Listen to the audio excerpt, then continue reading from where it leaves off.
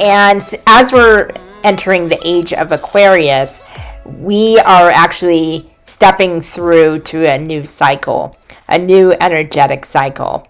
And what that means is we're starting to wake up, be more aware of our truth, question things a little bit more as we have been all year. Some of us weren't even in that alignment in the beginning of the year or even the beginning of the pandemic.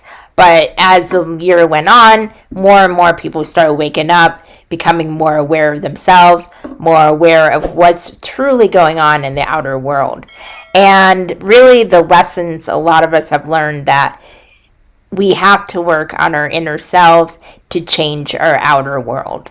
And this is so important. This constant will never change.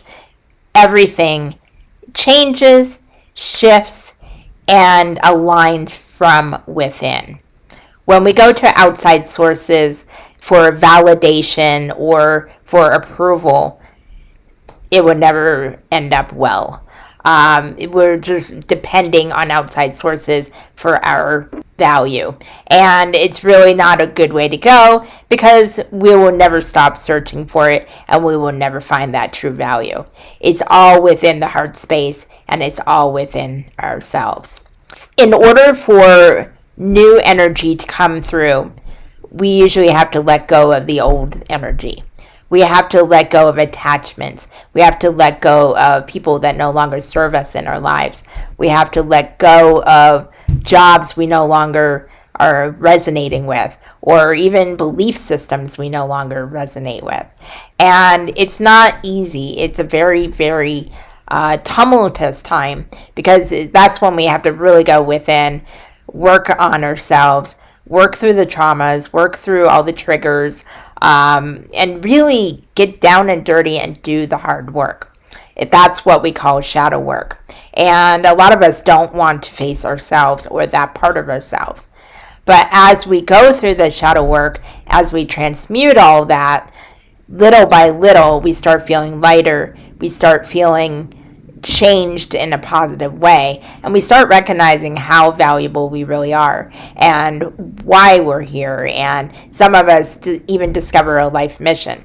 But even if you don't have it all figured out, it's all about the feeling, it's all about the heart. And when we start trusting our intuition and trusting ourselves more than what's being spoon-fed to us through mainstream media or through other forces out there, that's when we start awakening. That's when we start expanding our awareness and we start walking in our truth.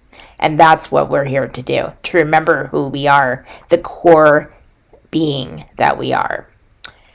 So as we go through this process, the world is also going through the same type of shift. We are becoming more aware of Mother Earth or Gaia, or even just the planet Earth, whatever you want to call it. We are becoming more aware of the animals, the plants, the nature, all the things we're connected with. And we're also becoming more aware of each other.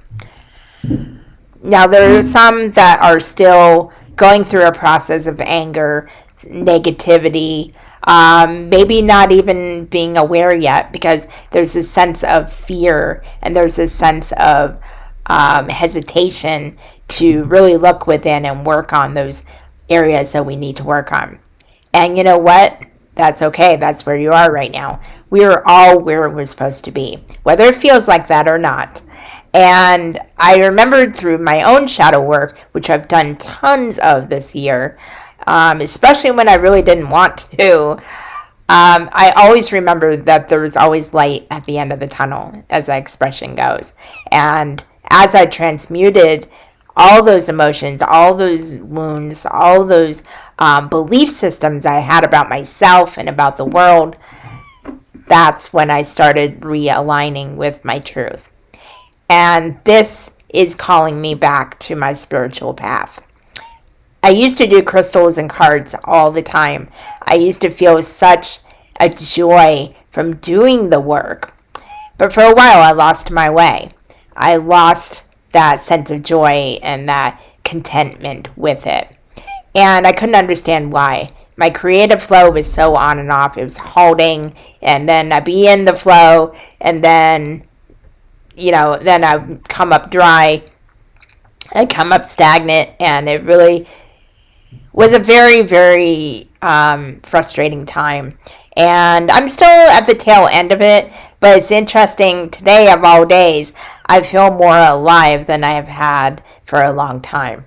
And now I know it is okay to be in my truth, that I don't have to give in to FOMO. I don't have to keep up with anyone. I don't have to compete with anyone. All I have to do is become a better version of myself every day. And that's business-wise, personal-wise, and spiritual-wise. And that is my own truth. Your truth may be different. Your truth is not going to be exactly the same as mine, even if we have similarities or parallels. Because you have to be true to yourself. You have to be authentic. Because when you start following people and start just doing and copying what other people are doing, whether it's a conscious thing or not, you're not doing yourself any service. You're not actually really getting to the root of who you are. And there are a lot of people who don't know who they are. And for the longest time, I didn't know who I was. And sometimes I think I got it figured out, and the universe will throw something else in for me to work on. It's a constant process. It never ends, per se. But you will start feeling lighter. You will start feeling more of a sense of purpose. And it's okay to have the days that you're struggling and that you really feel like, what's the point? Believe me, I kind of went through that for a few weeks here. But when you start remembering why you're doing the work you do, or why you're motivated to do certain things, you really start reminding yourself of who you are and what you want to bring to the world. A lot of us want to help others, and sometimes we don't know exactly how to do that. But society conditions us that we have to do these huge, huge things in order to be valid, in order to make a difference. And I'm starting to realize that I don't have to be this big YouTuber or big person on DTube or 3Speak.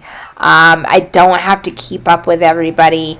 I don't have to do exactly the same cookie cutter process as everyone else in my spiritual community. Because there's no one like me personally. There's no one like me 100%. And there's no one like you. So we have to bring our own truth and our own authenticity to the table. Because otherwise, we're walking in a falsehood. We're never going to be true to ourselves. Thus, we're never going to be true to everybody else. So that's kind of a epiphany I had. And I knew that before. I've even talked about something similar to that in the past. But now I really, really realize that. And I have as much value as everybody else. And while I knew that, it's understanding that and walking in that truth is a whole different ballgame.